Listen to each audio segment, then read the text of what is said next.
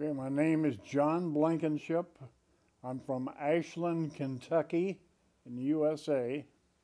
I was born July 27th, 1929, and I attended University of Kentucky. I graduated from the University of Kentucky in 1950, and I went into the Air Force at that time. Were it not for the war, I would have gone to work in industry somewhere. I didn't have a job at the time. Mm-hmm. I was subject to being drafted into the military, so I chose to enlist in the Air Force. I went into the aviation cadet program and went to pilot school. How did you react to the news that there was a war broke out in Korean Peninsula? I didn't know what kind of an assignment the Air Force was going to give me. I really didn't have any thoughts about Korea or any other foreign country. I was from Central United States, and Right. I was just not cognizant of too much in the way of a foreign nations of any type. All right. So why did you prefer to join Air Force rather than Army? I'm not sure myself. I thought maybe I'd rather fly than walk. What was it like to be a university student at the time? Well, I was at the University of Kentucky, and I was an athlete. I played football and basketball and baseball, and I like swimming, so I participated in all those sports, and I liked university life. As I say, I was a little young. There were a lot of veterans from World War II that went to school with me, and I was just a baby compared to them, because I was 16 actually when I started at the University of Kentucky, and turned 17 just shortly afterward. But there were many veterans of World War II who were in their 20s age-wise. So I was in a fraternity. I enjoyed the fraternity life. The social life was very good. And I particularly like football, and What was your position? I played end. Ah. I played in 2 bowl games, as a matter of fact. Oh. The Orange Bowl and the Sugar Bowl I played in. Wow. That's an honor. I thought so. When did you enlist? Well, I had to be 20 and a half years old to go to the aviation cadet program. Ah. So that would have made me August, September. And I had to wait for a position in the cadet program. The cadets at that time was quite an elite group. That was before we had an Air Force Academy, and it was you had to be a pilot to go to pilot school, and the cadets, you had to very well physically, and Oh, yeah. I went. It must have been around January or February of. It must have been '51, and it was very similar to my being a football player. The fellow cadets that I went through with were all very physically qualified. Well, originally, I wanted to be an F-86 pilot, a fighter pilot. But I didn't go to F-86s after I graduated, because I grew a couple inches and I got too tall. So I ended up going to the A-26. The A-26 was a stripped down version of a World War II B-26. Oh, okay. So it's a bomber, Fighter bomber. fighter bomber. Okay. In Korea, I flew night low-level flying to. We fought to look for convoys and trains moving south. The North Koreans moving south, Mm-hmm. and at night, and my airplane had 14 forward-firing guns, and and it was quite exciting for a boy my age, a man my age. Mm-hmm. I was when I was flying in Korea. I was about must have been 22 or 3 then, and it was very exciting. Yeah. How much were you paid during that basic training program? You know, I don't even remember. It wasn't a lot. I was when I finished pilot school, I was commissioned a second lieutenant, Second lieutenant. and I don't know what a second lieutenant made monetarily at that time. It wasn't a whole lot, but it wasn't bad either. You living within the Air Force base, right? I did, yes. Yeah. And what was the life at the time? I'm sorry? How was the life at the time? I rather enjoyed it. What's the typical day of your training program? Well, we started the morning out in calisthenics, and usually then went to ground school until roughly noon or so, and then flew in the afternoon and evening. That was pretty typical. Did you get any special training to be assigned to the Korean War? No, when my class graduated from pilot school as second lieutenants, I had 2 weeks of leave at home, and my whole class, as I recall, went to Korea. There was a shortage of pilots that time. Well, I was from a small town in Kentucky. Mm-hmm. My father was a railroad machinist. My mother was a housewife. Mm-hmm. And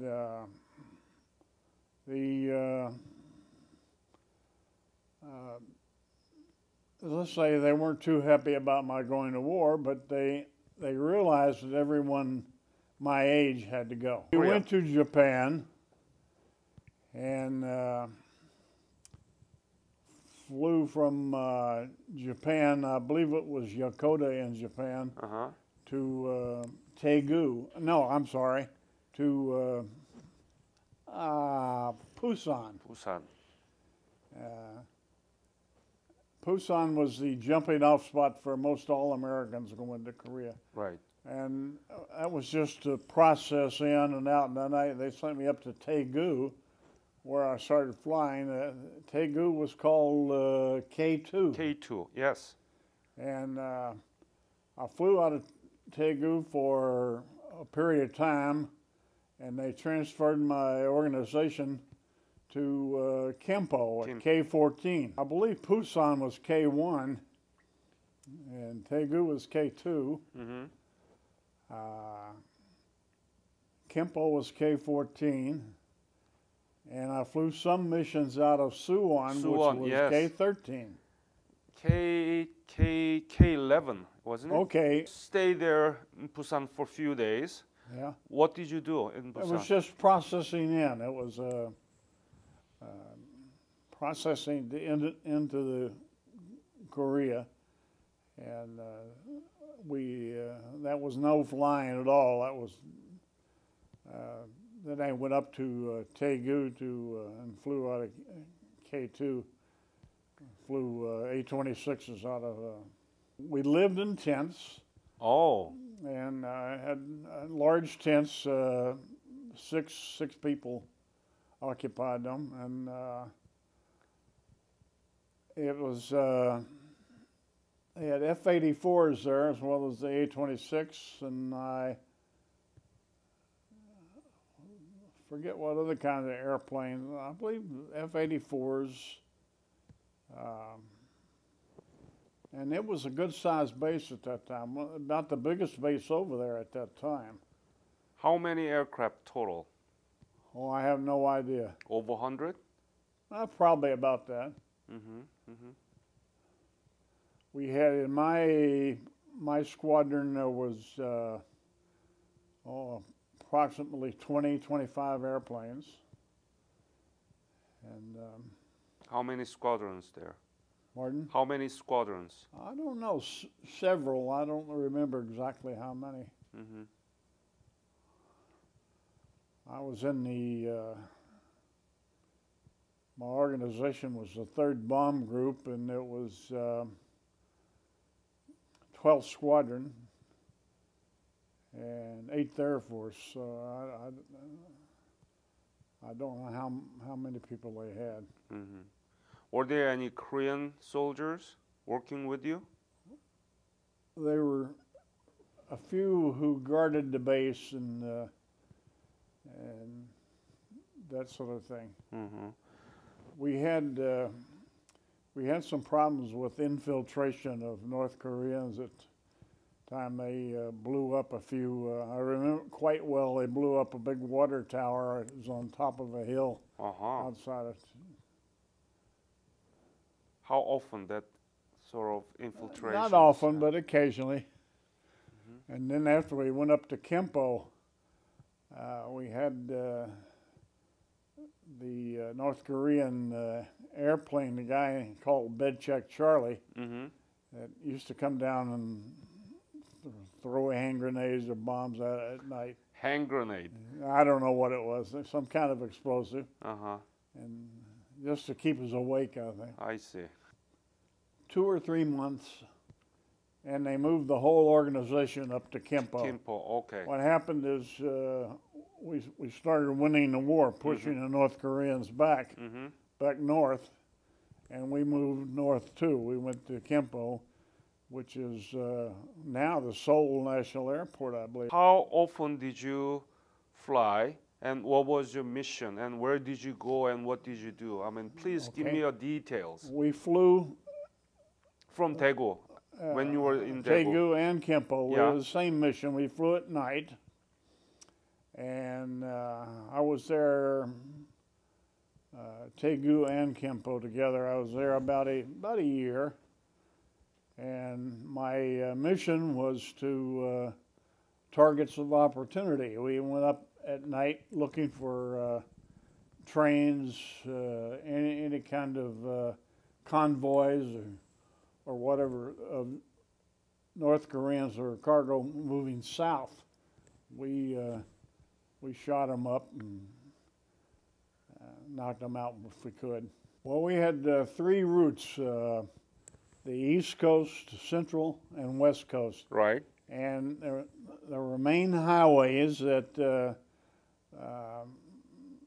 the convoys would come on, and at night they had to have their lights, and we'd see the lights, and of course they'd shut the lights off and stop, and we'd go in and look for them and find them. And that's the only way you were able to target them?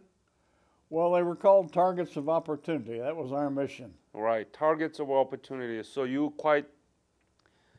we went out at night looking for the convoys. Why was it only night? How about during the day? Because the A-26, the airplane I flew, was a twin-engine airplane, and in the daytime we were very alert to the MiG finding us, and they were faster than we were. They could shoot us down, but the MiGs did not fly at night. And why is that? They didn't have the radar or the electronic capability to do it. Ah. And our F-86s flew in the daytime, and F-84s, and they did much the same mission during the day that we did at night. We did some bombing, but not too much. Most of our targets we used our guns. We had 14 forward-firing guns on the airplane. Mm-hmm. And at low level, you could shoot up a convoy pretty well. You got to remember that was the 1950s. Right. It wasn't as sophisticated as it is today, but most of it we eyeballed. We went out and found it. It was rumored that the North Koreans had some Russian pilots. I don't know whether that was true or not. They had some Chinese pilots too. Chinese aircraft too?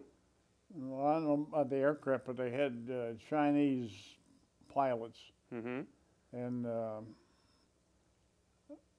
as I say, rumored had some Russian pilots. Well, the Russian MiGs were from in the other Russian airplanes. They were Russian-made airplanes, yes. Right. Well, I don't know, but I think the Russian-made airplanes were as good as ours, but I think we were better trained. I think our pilots were better than theirs were. How about in terms of quantity? How many Russian MiGs and, United Nations Air Force? I believe about the same number. I don't. Same number? Yeah, very close. Wow. So there must be. So during the day there must be should have been a lot of air fightings between MiGs and F-86. Yeah, our F-86 pilots and the Russian MiGs had numerous dogfights. Mm-hmm. And there were, I forget how many, but 6 or 8 American aces. And I imagine they were about the same, the same number. Were there any other Air Force from other countries that worked with you at the Daegu or Gimpo? Yes, for a while. We had Australian Air Force, and they were stationed right with us for a time.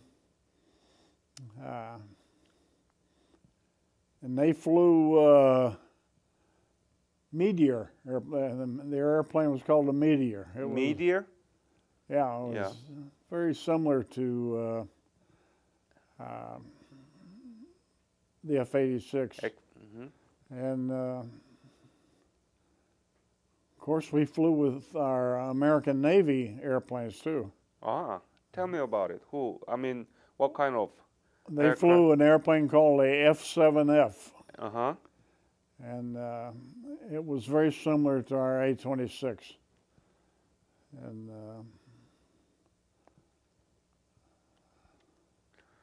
were they located at Daegu or they flew from the aircraft carrier? I don't know where they, I think some of them even flew off of a carrier.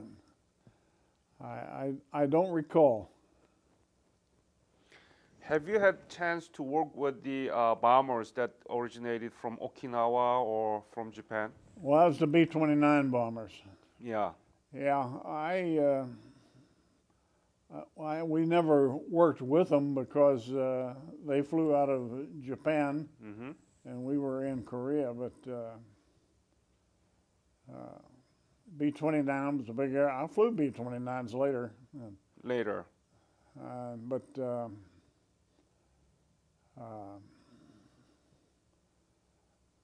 They had a different mission. They had a high altitude bombing. Mm-hmm. And like I say, we were looking for targets of opportunity at low level. Yep. Do you recall any dangerous moment that you could have lost your life during the service? Oh, I guess at any time they could have shot us down. Well, you didn't think in that vein. You were there. What were you going to do? You were there, and so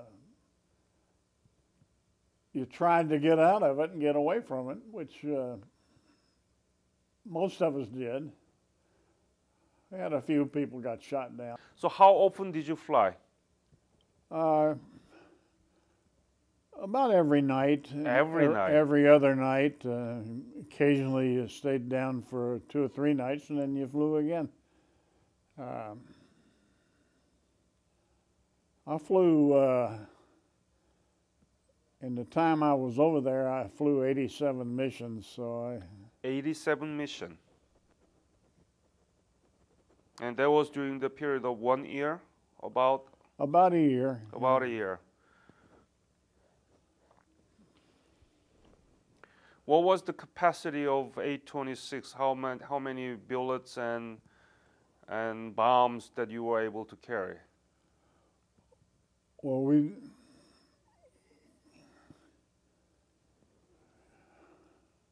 Well, as I say, we had 14 guns. Forward. And we carried 4 or 6 bombs. 4 or 6? Yeah. Any napalm? Oh, yeah. Oh. It's a napalm. Depending on the target. A lot of times if you had a convoy and the convoy stopped and you couldn't, maybe they were hideout? Sort of on where you couldn't get at them with your guns. You go ahead and drop the napalm.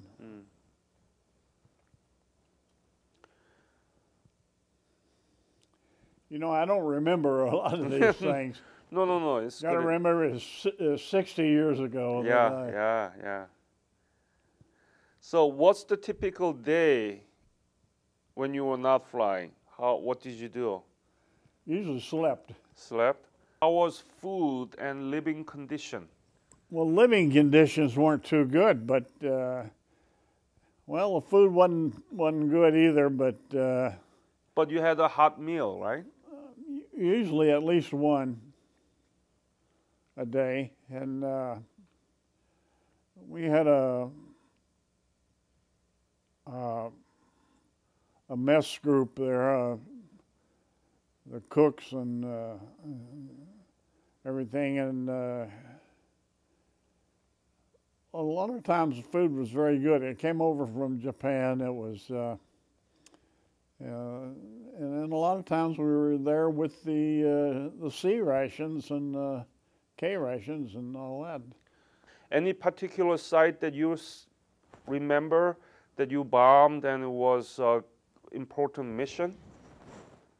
No, I remember that we got shot at a lot when we went to Pyongyang, bombed that, and that other city, Sinuiju, does that sound right? Sinuiju, yes.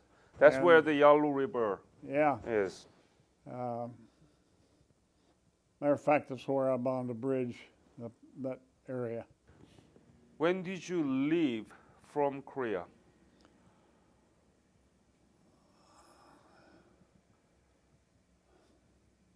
I think it was in December. I don't know. Of 1950? Maybe 3. I don't know, 52 or 3. I don't know. You said that you graduated 1952, early 1952, right? Yeah. And you said that you served during the Korean War for a year, right? About a year, yeah. Maybe a little less than a year. So it must be December of 1952. Maybe, yeah. Were you able to write back to your family? Oh, yeah. Do you still keep that letter? No, I didn't. What did you write about? I don't know what I was doing, all that sort of thing.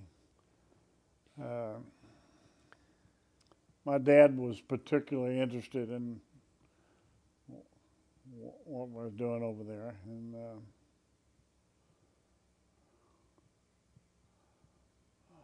did you write back to your girlfriend?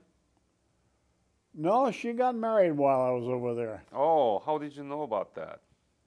I think my mother wrote me and told me. Was that shock to you? Yeah, somewhat. Happiest moment or the worst moment during your service? Well, always very happy when you got promoted. I got promoted to first lieutenant while I was over there, and that was enjoyable. And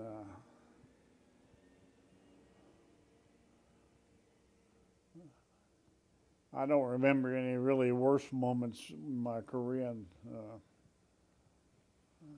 Okay. while I was in Korea. Did you engage in another war? Well, I flew in the Vietnam War. Huh. Since when to when? Well, when it started until I was 40 years old when I retired. Mm-hmm. In between that time, the Vietnam War and the Korean War, I was in the Strategic Air Command. It's called SAC. Mm-hmm. I flew B-47s, six-engine jet bomber, a nuclear bomb carrier. And I flew B-52s for a while, and then I went to C-141s. It was a new airplane at that time, and that was a cargo airplane. Yeah, cargo. And I flew that in Vietnam. What was your mission in the Vietnam War? I carried cargo, troops, supplies, and I flew into various bases over in Vietnam, Tan Son Nhut, Da Nang, Nha Trang, Bien Hoa, Cam Ranh Bay. Mm-hmm. And Cam Ranh Bay was a hospital area, so it brought casualties back to the States. Uh-huh. And I took troops over to Vietnam too. Have you been back to Korea? No. No. Do you know what's been done in Korea after you left? Well, I know I've been very interested in the political situation in Korea. I know that South Korea has flourished pretty well. North Korea hadn't done too well. They have a lot of food shortage, and North Korea is they're like a bully. They keep threatening people, and of course their aim, I believe politically, is to unite the two Koreas. And I don't think South Korea wants any part of that. Mm. What do you think about the legacy of Korean War and the Korean War veterans? What is the importance of Korean War that you fought for? And why it shouldn't be said as a forgotten war? What is the impact of the war to you and your life? Well, it affected me because it changed my life. I went into the Air Force in my 20s, and I never worked at what I was educated for. And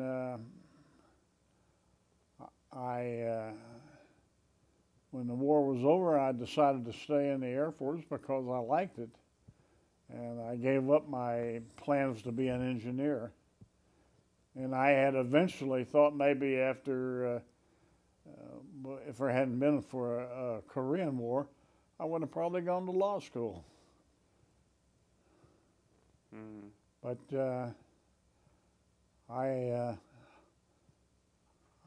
like the flying career. What do you want to say to the people saying that the Korean War is forgotten war? I'm not sure they think that. Okay. I think people enjoy or want to forget any war. I think World War II has been forgotten by a lot of people, and certainly the Vietnam War has been forgotten, and out of sight, out of mind.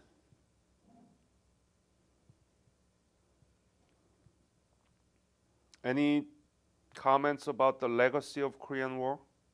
Why is it so important? And what do you think about the U.S.-Korea relationship now? Well, I think the U.S. has become very cognizant of the whole Pacific area. Of course, the war in Japan had something to do with that, but even now, Korea, our relationship with China has, well, the world has changed. The world's gotten, we're more cognizant of it. My only comment is I think there'll always be wars, and somebody wants to do better than somebody else, and that's sort of the way it is. We have had a progression of wars ever since in this country, our Revolutionary War. Revolutionary War, the Spanish-American War, Civil War, and World War I, World War II, right up through the present time. And I think now we might have some conflict with China in the future. Any other comments that you want to leave to this interview? No, No? not really. Not really. Just no,